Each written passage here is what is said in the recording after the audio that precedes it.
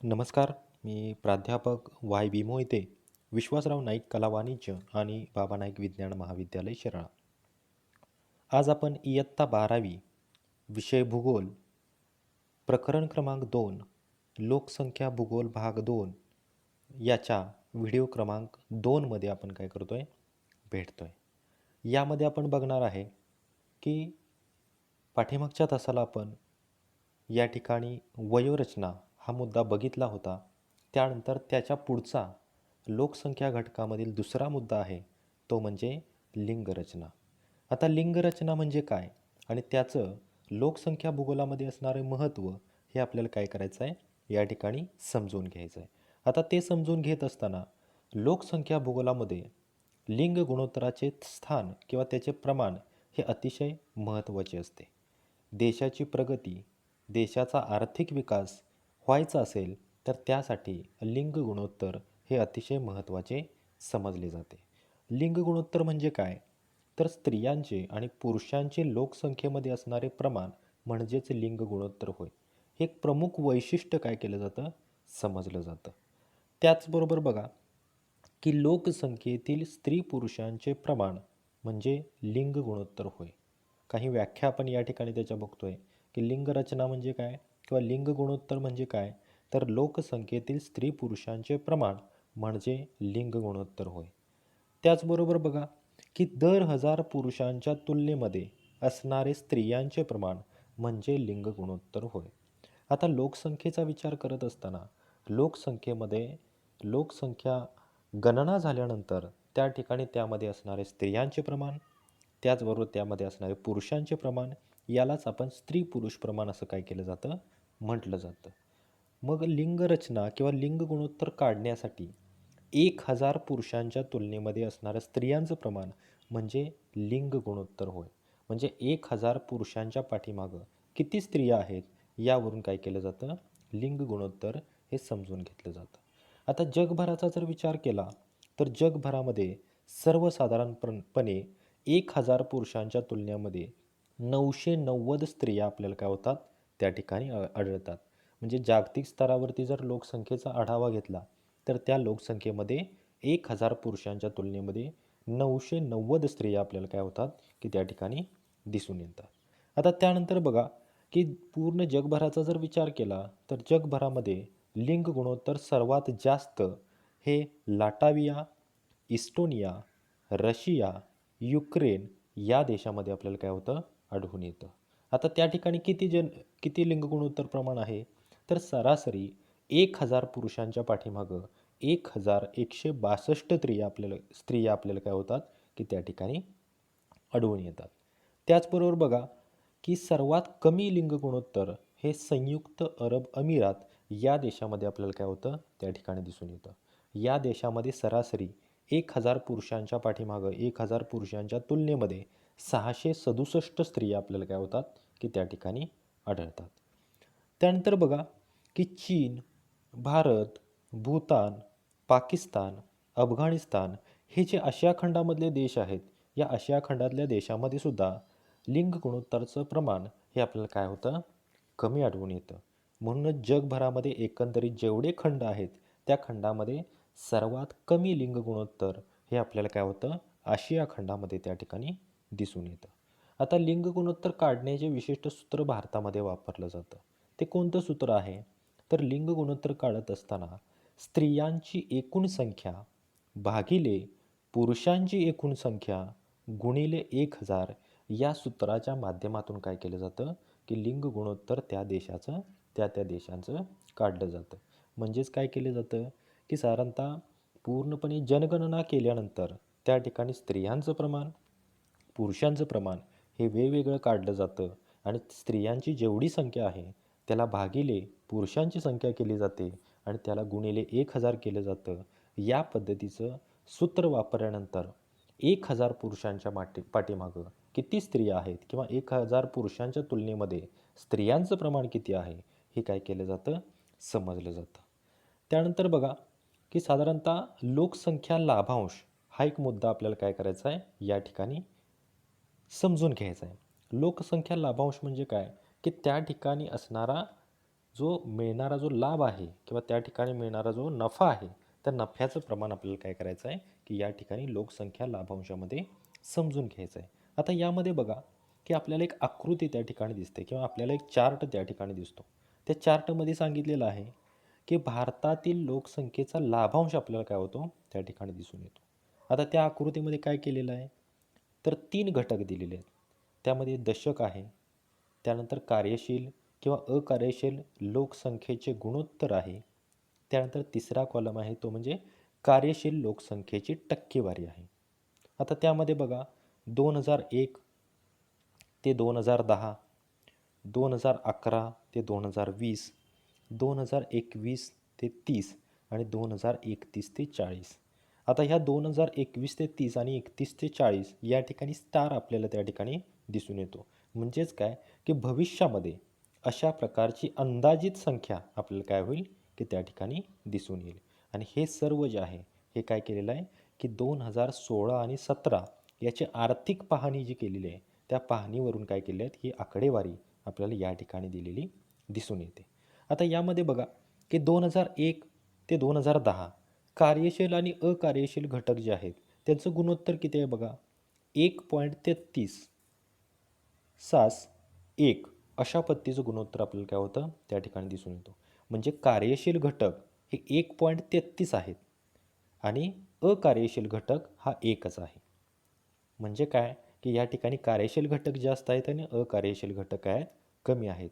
म्हणजेच कार्यशील लोकसंख्येची टक्केवारी किती आली आहे, तर या ठिकाणी 57.1% आपल्याला काय होते, या ठिकाणी दिसून येते. याच पद्धतीने 2011 ते 20 याचं प्रमाण दिलेलं आहे, 2021 ते 30चं प्रमाण दिलेलं आहे आणि 2031 ते 40 प्रमाण आपल्याला काय केलं आहे, या ठिकाणी दिलेलं आहे. अजून बघा, की आणखी जर आपण या ठिकाणी निरीक्षण केलं तर आपल्याला एक महत्त्वाचा घटक यामध्ये दिसून येतो. तो म्हणजे काय, की कार्यशील लोकसंख्येची जी टक्केवारी आहे ती क्रमाक्रमाने म्हणजे प्रत्येक दशकामध्ये वाढत गेलेली आपल्याला काय होते, त्या ठिकाणी दिसून येते. म्हणजेच काय, की या ठिकाणी कार्यशील घटक किंवा आपल्या देशामध्ये असणारे मनुष्यबळ, आपल्या देशामध्ये असणारा उत्पादक घटक हा प्रत्येक दशकामध्ये वाढलेला आपल्याला काय होतो, त्या ठिकाणी दिसून येतो. आणि देशाच्या प्रगतीसाठी हा घटक अतिशय महत्त्वाचा काय केला जातो, समजला जातो. कार्यशील घटक म्हणजेच काय, याच्या अगोदर वयोरचना यामध्ये आपण बघितलेलं आहे, की 15 ते 59 किंवा 15 ते 60 वयोगटातली जी लोकसंख्या आहे, ती लोकसंख्या कार्यशील घटकामध्ये काय केली जाते, उत्पादक घटकामध्ये काय केली जाते, नोंद केली जाते. तेच घटक आपण काय केले या ठिकाणी टक्केवारीच्या स्वरूपामध्ये भारताचे निरीक्षण केले. आता त्यानंतर बघा, की यावरती आधारित काही प्रश्न आपल्याला त्या ठिकाणी दिलेत. ते प्रश्न आपण या ठिकाणी बघूया, की समोर आपण जो तक्ता बघतोय त्या तक्त्यातून कोणती माहिती मिळत आहे. आता या तक्त्यामधून कोणती माहिती मिळते बघा, तर वर तक्त्याला नाव 2.1 नाव दिलेलं आहे त्या ठिकाणी, की भारत लोकसंख्या लाभांश असं काय केलं आहे, त्या ठिकाणी दिलेलं आहे. म्हणजे काय, की कार्यशील घटक आहे, अकार्यशील घटक आहे, यामधील कार्यशील किंवा अकार्यशील घटकातील लोकसंख्या आपल्याला काय केली आहे, की या ठिकाणी दिलेली आहे. त्यानंतर बघा, की प्रश्न क्रमांक 2 बघितला या ठिकाणी, दुसऱ्या व तिसऱ्या स्तंभांचा सहसंबंध काय. आता दुसऱ्या आणि तिसऱ्या स्तंभाचा सहसंबंध काय, तर यामध्ये काय केलं आहे, की कार्यशील आणि अकार्यशील घटकातील लोकसंख्येचे गुणोत्तर या ठिकाणी दिले आहे. म्हणजे कार्यशील घटक किती आहे त्या दशकामध्ये, अकार्यशील घटक किती आहे याचं गुणोत्तर दिलेलं आहे. आणि दुसऱ्या स्तंभामध्ये आपण काय केलं आहे, की त्या ठिकाणी कार्यशील लोकसंख्येची टक्केवारी त्या ठिकाणी दिलेली आहे. ज्या पद्धतीने कार्यशील अकार्यशील घटकामध्ये बदल होईल, त्या पद्धतीने कार्यशील लोकसंख्येची टक्केवारीसुद्धा बदललेली आपल्याला काय होणार आहे, त्या ठिकाणी दिसून येणार आहे. त्यानंतर बघा, त्याचा पुढचा प्रश्न आहे तिसरा, की या सहसंबंधाचा भारताच्या अर्थव्यवस्थेवरती कोणता परिणाम होईल. आता त्यामध्ये बघा काय केलं आहे, की कार्यशील लोकसंख्या जर जास्त असेल तर अर्थव्यवस्था मजबूत असणार आहे आणि अकार्यशील लोकसंख्या जर जास्त असेल तर अर्थव्यवस्थेवरती ताण पडणार आहे. आता याचं स्पष्टीकरण आपण याच्या अगोदरच्या मुद्द्यामध्ये बघितलेलं आहे, की वयोरचनामध्ये कार्यशील घटक म्हणजे काय, की जे घटक उत्पादित घटक आहेत त्या उत्पादित घटकावरती त्यांना कार्यशील लोकसंख्या असं काय केलं जातं, म्हटलं जातं. म्हणजेच 15 ते 59 वयोगटातली लोकसंख्या, की जी कार्यशील लोकसंख्या म्हणून ओळखली जाते. ती लोकसंख्या जर देशामध्ये जास्त असेल तर त्याची अर्थव्यवस्था, त्या देशाची प्रगती किंवा देशाला आर्थिक व्यवस्था ही चांगली झालेली आपल्याला काय होईल त्या ठिकाणी दिसून येईल. परंतु जर अकार्यशील लोकसंख्या जर जास्त असेल, म्हणजेच बालकांचं प्रमाण जास्त असेल, वृद्ध लोकांचं प्रमाण जर जास्त असेल, तर ही लोकसंख्या अकार्यशील लोकसंख्येमध्ये मोडते. या लोकसंख्येवरती फक्त खर्च केला जातो, वैद्यकीय खर्च होतो, त्याचबरोबर त्या ठिकाणी त्यांच्या आजारावरती खर्च होतो. याचाच अर्थ काय, की देशाच्या अर्थव्यवस्थेत ताण पडतो आणि हाच संबंध आपल्याला काय होतो, की या कार्यशील आणि अकार्यशील लोकसंख्येमध्ये आपल्याला त्या ठिकाणी दिसून येतो. त्यानंतर बघा, की उपरोक्त प्रमाणावरती पुढील दशकात कमी झाल्यास काय होईल?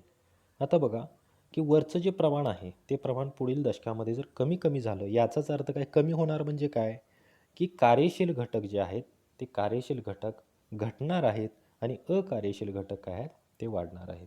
अकार्यशील घटक जर जास्त झाले तर त्याचा अर्थव्यवस्थेवरती काय होणार आहे, ताण पडणार आहे. हा परिणाम या भविष्यामध्ये जर अशा पद्धतीचं प्रमाण जर कमी व्हायला लागलं तर मात्र काय होईल, त्या ठिकाणी पडेल. म्हणजे कार्यशील लोकसंख्येची टक्केवारी त्या ठिकाणी कमी होईल आणि त्याचा अर्थव्यवस्थेवरती, वैद्यकीय खर्चामध्ये वाढ झाल्यानंतर अर्थव्यवस्थेवरती ताण पडलेलं आपल्याला काय होणार आहे त्या ठिकाणी दिसून येणार आहे. त्यानंतर बघा, की लोकसंख्येचा लाभांश आहे तो आपण आकृतीच्या माध्यमातून समजून घेतला, परंतु नेमका लोकसंख्या लाभांश म्हणजे काय, तर साधारणतः एखाद्या प्रदेशाच्या वयोरचनेत होणाऱ्या बदलामुळे त्याच्या अर्थव्यवस्थेतील झालेली वाढ म्हणजे लोकसंख्या लाभांश होय.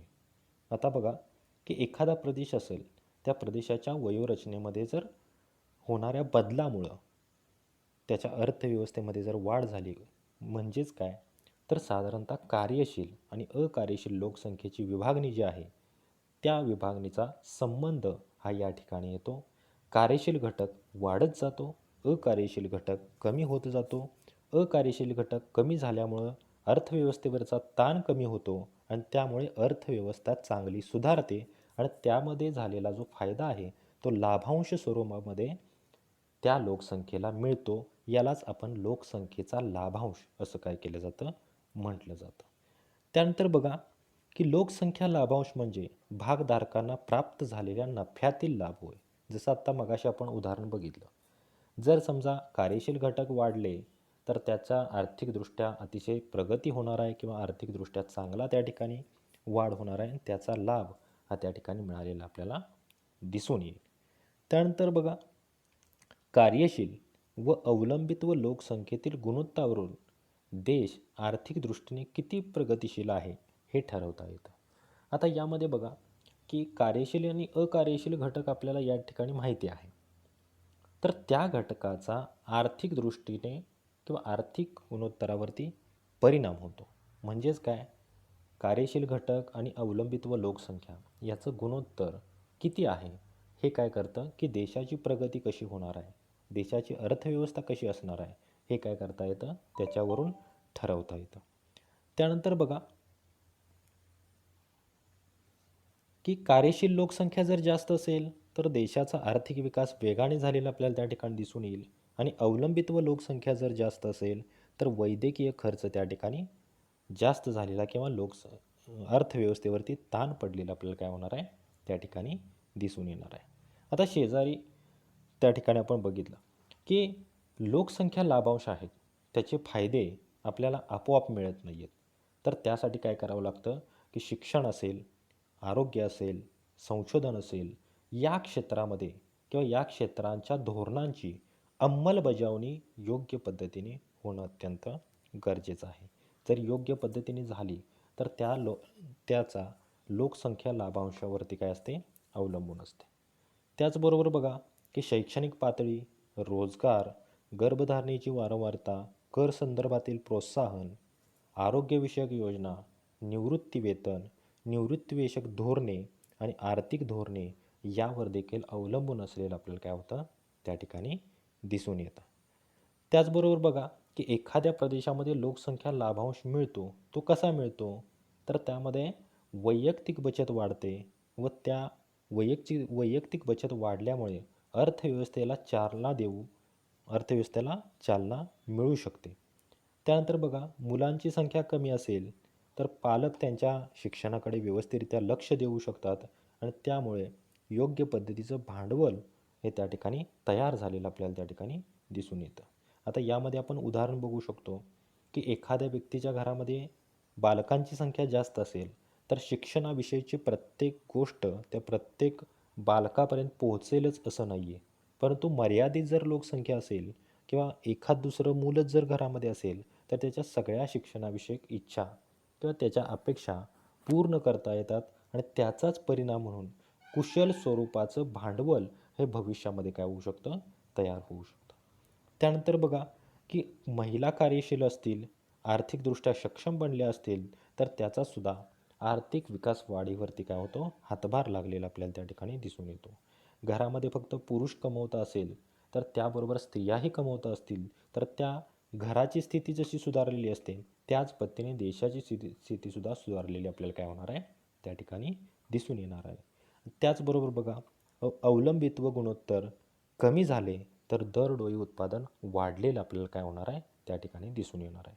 म्हणजे अवलंबित्वाचं प्रमाण जर गुणोत्तर जर कमी झालं तर काय होणार आहे, या ठिकाणी उत्पादन ॲटोमॅटिकली वाढणार आहे आणि त्याचाच परिणाम या ठिकाणी लाभांशावरती झालेलं आपल्याला त्या ठिकाणी दिसून येईल.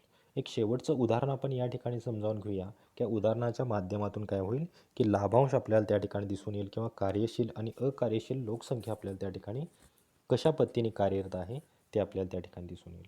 उदाहरणार्थ बघा, एखाद्या कुटुंबामध्ये जर 5 व्यक्ती असतील आणि त्या 5 व्यक्तीमधला एकच पुरुष जर कमवता असेल तर त्या ठिकाणी आपण समजून घेऊ शकतो की तो एक पुरुष म्हणजे कार्यशील लोकसंख्या आणि इतर जे घटक आहेत म्हणजे राहिलेले जे 4 व्यक्ती आहेत ते म्हणजे काय, अवलंबित्व लोकसंख्या म्हणून काय केली जाईल, विभागली जाईल. जसं आत्ता आपण कुटुंबाचं बघितलं त्याच पद्धतीने आपण काय करू शकतो, देशाच्या बाबतीतसुद्धा याचा विचार करू शकतो. म्हणजे काय असणार आहे, अशा पद्धतीची स्थिती जर घरामध्ये असेल तर त्या ठिकाणी कार्यशील घटक कमी आहेत आणि अवलंबित्व घटक जास्त आहेत. याचाच अर्थ त्या घराची आर्थिक स्थिती ही जेमतेम असलेली आपल्याला काय होईल, त्या ठिकाणी दिसून येईल. परंतु जर त्या घरामध्ये 5च्या 5 व्यक्ती जर कमवते असतील तर मात्र काय असणार आहे, त्या घराची स्थिती आर्थिक स्थिती ही चांगली असणार आहे. हेच उदाहरण आपण काय करू शकतो, देशाच्या बाबतीमध्ये वापरू शकतो. कार्यशील घटक जर जास्त असतील तर देशाची आर्थिक स्थिती चांगली असणार आहे आणि अवलंबित्व लोकसंख्या जर जास्त असेल तर मात्र काय होणार आहे की देशाची आर्थिक परिस्थिती ही चांगली असणार नाही आहे. तर त्यानंतर बघा की याच्या पुढं आपल्याला आकृती क्रमांक 2.2 ही या ठिकाणी दिसून येते. या आकृतीचं जर निरीक्षण आपण केलं तर त्या निरीक्षणावरून आपल्या लक्षात येईल की या ठिकाणी 2.2 मध्ये पहिला कॉलम दिलेला आहे तो देशाचा कॉलम त्या ठिकाणी दिलेला आहे आणि दुसरा कॉलम दिलेला आहे ते म्हणजे त्या देशामध्ये असणारे सेवानिवृत्तीचे वय आणि त्याची होणारी अंमलबजावणी ही काय केली आहे आपल्याला त्या ठिकाणी त्या कॉलममध्ये दिलेली आहे. आणखी निरीक्षण केल्यानंतर आपल्याला या ठिकाणी दिसून येईल की जर्मनी, संयुक्त संस्थाने, युनायटेड किंगडम, ऑस्ट्रेलिया, चीन, जपान, भारत या सर्व देशामध्ये कार्यक्षम लोकसंख्या किंवा कार्यशील लोकसंख्या आणि त्याचं सेवानिवृत्तीबाबतचं वय, त्याची विचाराधीनता आणि अंमलबजावणी या बाबतीची धोरणं ही या देशाची काय आहेत हे काय केले आहेत, या पूर्णपणे तक्त्यामध्ये दिलेली आपल्याला काय होतात, त्या ठिकाणी दिसून येतात. आता याचं निरीक्षण झाल्यानंतर आपल्याला काय करायचं आहे की त्याच्यावरती आधारित काही प्रश्न विचारले आहेत, त्या प्रश्नांची उत्तरं आपल्याला काय करायचे आहेत, या ठिकाणी बघायचे आहेत. आता त्यामध्ये बघा की पहिला तक्ता आपल्याला या ठिकाणी पहिला प्रश्न आपल्याला या ठिकाणी दिसून येतो तो म्हणजे काय की वरील तक्ता काय दर्शवतो. आता वरील तक्ता काय दर्शवतो, तर या ठिकाणी वरील तक्ता दर्शवतो की या ठिकाणी जे वेगवेगळे देश दिलेले आहेत त्या देशामध्ये सेवानिवृत्तीच्या वयाबाबत काही सुधारकांनी अंमलबजावणी किंवा विचाराधीनता आपल्याला काय होते, त्या ठिकाणी दिसून येते. म्हणजे दिलेले जे देश आहेत त्या देशामध्ये सेवानिवृत्तीबद्दलचं मत काय आहे, वय काय आहे आणि त्याची अंमलबजावणी कधीपासून होते आणि त्याबद्दलची विचारधारणा ही काय केलं आहे की या तक्त्यामध्ये दिलेली आपल्याला काय होते, त्या ठिकाणी दर्शवते. त्यानंतर बघा दुसरा प्रश्न आहे, विकसित आणि विकसनशील असे या देशाचे वर्गीकरण करा. म्हणजे आता ह्या देशाचा जो कॉलम दिलेला आहे त्या कॉलमामध्ये काय केलं आहे की विकसित देश कोणकोणते आहेत आणि विकसनशील देश कोणकोणते आहेत याचं वर्गीकरण आपल्याला काय करायला सांगितलं आहे, त्यामध्ये करायला सांगितलं आहे. आता यामध्ये बघा, पहिल्यांदा विकसित देश बघूया. आता यामध्ये जर्मनी हा विकसित देशामध्ये येतो, अमेरिकेतील संयुक्त संस्थाने हा विकसित देशामध्ये येतो, युनायटेड किंगडम विकसित देशामध्ये येतो, ऑस्ट्रेलिया विकसित देशामध्ये येतो, चीन, जपान हे सुद्धा काय होतात की विकसित देशामध्ये येतात. आता राहिला एकच देश, तो म्हणजे भारत हा विकसनशीलमध्ये काय केला जातो आपल्याला त्या ठिकाणी दिसून येतो.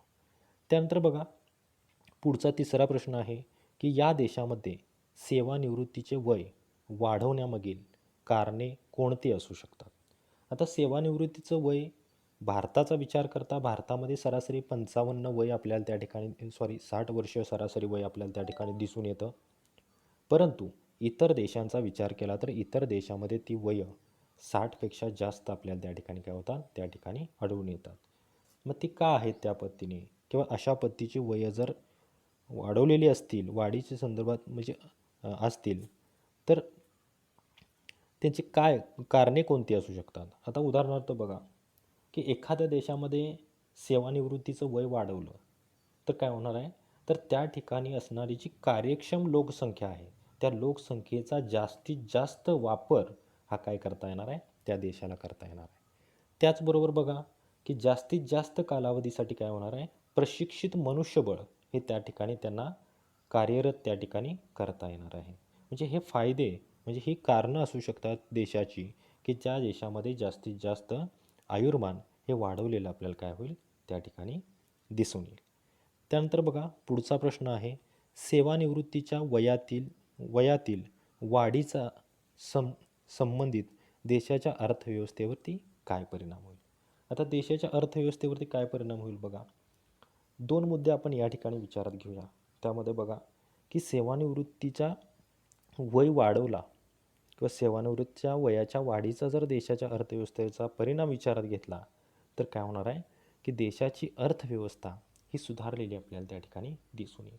त्याच्या पाठीमागचं कारण काय, तर साधारणतः बघा की सेवानिवृत्ती झाल्यानंतर सेवकांना जे निवृत्तीनंतरची जी पेन्शन द्यावी लागते, सेवानिवृत्तीचे जे लाभ द्यावे लागतात, ते लाभ देणं त्यावर्षी काय होणार आहे, थांबणार आहे. त्याचबरोबर सेवानिवृत्त झालेल्या जागेवरती नवीन माणसांना भरावं लागणार आहे आणि त्यांनासुद्धा पगार द्यावा लागणार आहे. ते सुद्धा अर्थव्यवस्थेवरती ताण पडणार नाही आहे. फक्त काय करावं लागेल की रेग्युलर ज्या ठिकाणी व्यक्ती काम करतोय त्यांनाच फक्त पगार द्यावा लागणार आहे.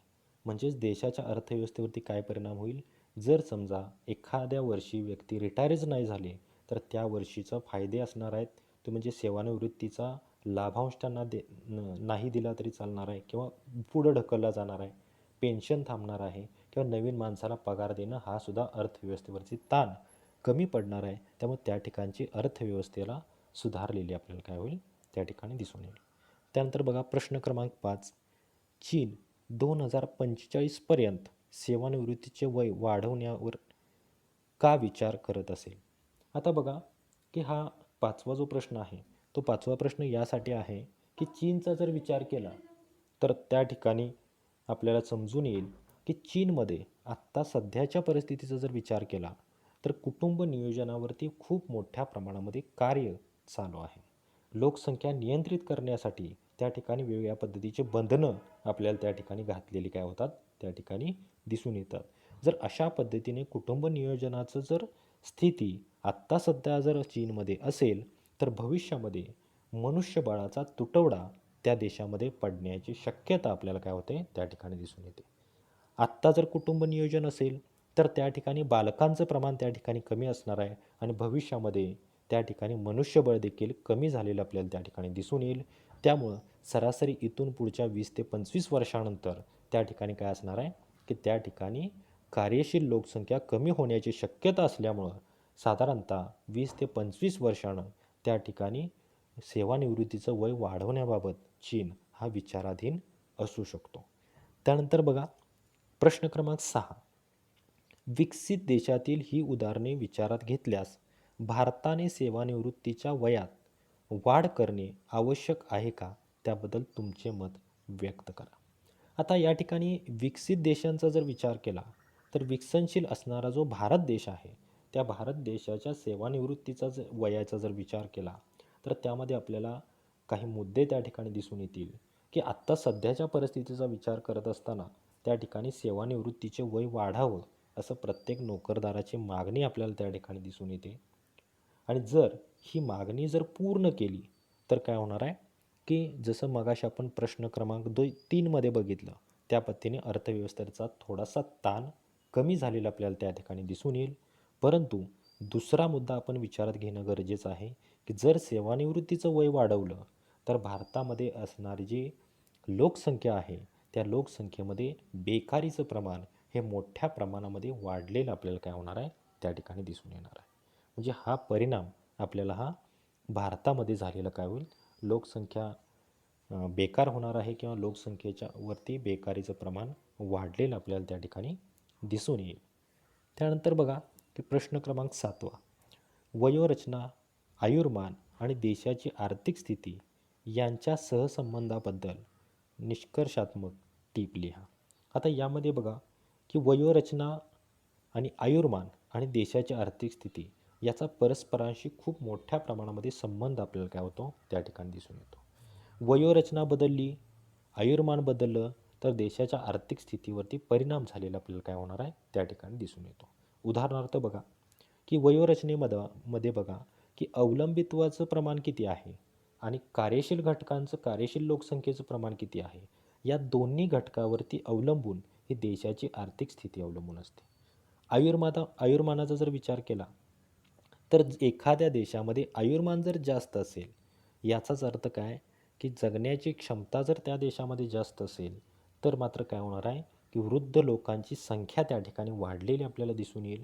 वृद्ध लोकांची संख्या वाढणं म्हणजेच त्या देशामध्ये आरोग्यविषयक आणि वैद्यकीय खर्च हा जास्त होणार आहे आणि देशाची आर्थिक स्थितीवरती किंवा देशाच्या अर्थव्यवस्थेवरती त्याचा ताण पडणार आहे.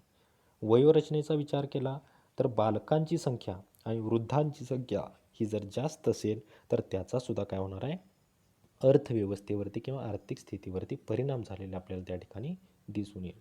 या पद्धतीने वयोरचना, आयुर्मान आणि देशाची आर्थिक स्थिती याचा सहसंबंध आपल्याला काय होतो या तक्त्यावरून आपल्याला काय होतो त्या ठिकाणी दिसून येतो. धन्यवाद.